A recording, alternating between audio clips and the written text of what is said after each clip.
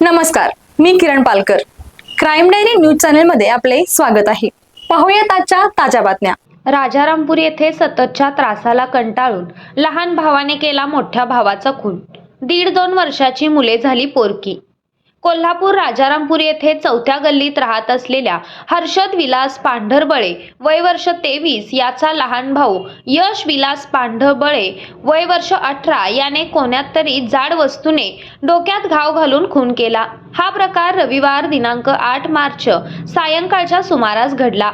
या घटनेची माहिती राजारामपुरीला समजताच पोलिसांनी घटनास्थळी जाऊन पंचनामा करून हर्षदचा खून केल्याप्रकरणी यश याला तात्काळ ताब्यात घेऊन अटक केले.